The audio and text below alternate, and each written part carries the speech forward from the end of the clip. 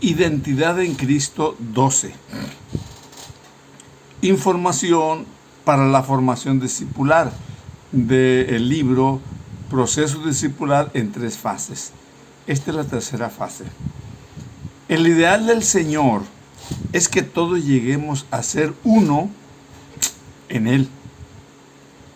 Dice Juan 17:11, palabra de Jesús: yo no voy a seguir en el mundo, pero ellos sí van a seguir en el mundo, mientras que yo voy para estar contigo.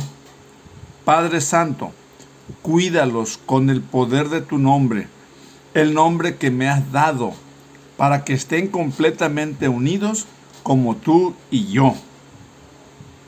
Esto lo debe entender todo discípulo de Cristo, ese ideal de Dios, ya que eso les capacitará para que puedan comprender todo lo demás que requiere unidad, que menciona Pablo en Efesios 4 del 1 al 6, mencionado anteriormente en Juan.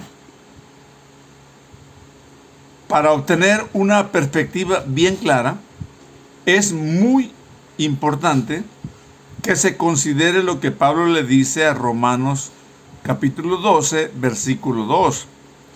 No viváis conforme a los criterios del mundo presente. Por el contrario, cambiad vuestra manera de pensar, para que así cambie vuestra manera de vivir y lleguéis a conocer la voluntad de Dios. Es decir, lo que es bueno, lo que le es grato, lo que es perfecto. Que el discípulo llegue a entender sobre la necesidad de no dejarse llevar por las formas de vida de la gente en el mundo. Esas formas no van muy de acuerdo a lo que Dios espera. Entonces, toda la responsabilidad de decidir está en uno como discípulo del Señor. Se requiere que en nuestra manera de entender las cosas haya una transformación profunda. Eso es lo que nos está planteando la palabra de Dios, para poder entrar en esa dimensión o en esa relación con el Señor, llevándonos a comprender cómo es que uno debe vivir hasta que se tenga la misma mente de Cristo. Aquel que tiene el Espíritu Santo puede juzgar todas las cosas y nadie puede juzgarlo a él. Eso nos dice la palabra de Dios de una manera muy especial, para que sepamos que el discípulo que llega a esta dimensión, pues simplemente tiene una capacidad para ver las cosas con una perspectiva más amplia. Las Escrituras dicen: ¿quién conoce la mente del Señor? ¿Quién podrá instruirle? Sin embargo, nosotros tenemos la mente de Cristo. Dice Pablo en 1 Corintios capítulo 2, versículos 15 y 16.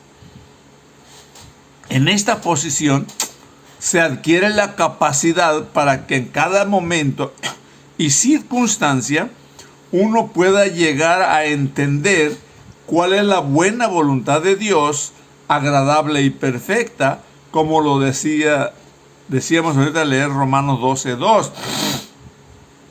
Esto produce la seguridad de nuestra identidad en Cristo. Esta convicción, esta conciencia que se va adquiriendo. Por eso, esto está produciendo la seguridad en nuestra identidad en Cristo, que es el primer nivel del discipulado.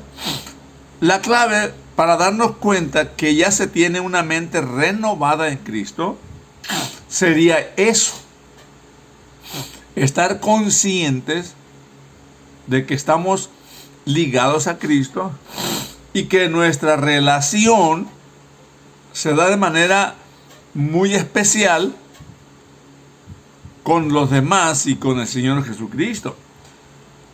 Entonces, también esto nos lleva a traer la convicción, también nos lleva a traer la convicción de que tenemos una mente renovada. Recordemos que hemos estado haciendo énfasis de esa necesidad de esa mente renovada, de esa característica que va a distinguir al discípulo de Jesucristo. Cuando la perspectiva es la correcta, es cuando se llega a tener un verdadero conocimiento de Dios. Entonces, hay que estar afianzándonos en esa convicción, en esa perspectiva de Dios, de Cristo, de nosotros, de relación con unos con otros, etcétera, ¿no? Y que llegamos a ser uno en Cristo Jesús. Porque el ideal de Dios es que lleguemos a ser uno, como decíamos anteriormente. Esto no quiere decir que tenga todo el conocimiento de Dios, porque no existe quien lo tenga. El conocimiento de Dios se va a dar en revelación de parte de Dios, en esa relación, y va a ir creciendo, como dice el proverbista. Proverbios 4:18 dice que la senda de los justos es como la luz de la aurora, que va en aumento hasta que el día es perfecto. Entonces, no pensemos que un día vamos a alcanzar todo el conocimiento de Dios, porque entonces llegaríamos a ser Dios, y eso no es posible. Pero sí podemos obtener el conocimiento de Dios de acuerdo a cómo Él nos lo va revelando. Pero también que nosotros vamos respondiendo. Porque si no respondemos de esa manera, simplemente se atrofia el crecimiento, el desarrollo de ese conocimiento. Se detiene. Ya no puede seguir adelante. El Señor ya no nos va a revelar más allá, porque nosotros nos hemos quedado paralizados o hemos retrocedido en ese conocimiento por falta de vivencia, por falta de práctica, por falta de obediencia a lo que el Señor nos va llevando. ¿Por qué? Porque lo que conocemos procede de Dios. Lo que llegamos a conocer es porque Dios nos va dando ese conocimiento. Yo soy una persona que le gusta mucho leer y adquiero conocimiento de acá o de allá, pero de las cosas de Dios, yo estoy convencido que Dios puede usar todos esos elementos para darme a entender lo que Él tiene para mí, lo que Él me está guiando, hacia donde Él me está guiando. Por eso decimos que el conocimiento o lo que conocemos procede de Dios. Como muchas cosas. Sin Dios no podríamos entenderlas. También se llega a saber lo que somos en Cristo. O sea, esta idea, cuando uno llega a ir entendiendo, conociendo lo que somos en Cristo, hemos dicho anteriormente, por ejemplo, que somos hijos de Dios, que cuando aceptamos a Jesucristo, cuando recibimos su palabra, entonces nosotros adquirimos esa convicción de que somos hijos de Dios. Y eso debe ayudarnos mucho para poder dar esos pasos, caminar con esa convicción y vivir en esa fe en Jesucristo, responder y obedecer a Dios. Entonces, todo esto ayudará para que decidamos. Esta palabra es muy importante, le hacemos mucho énfasis.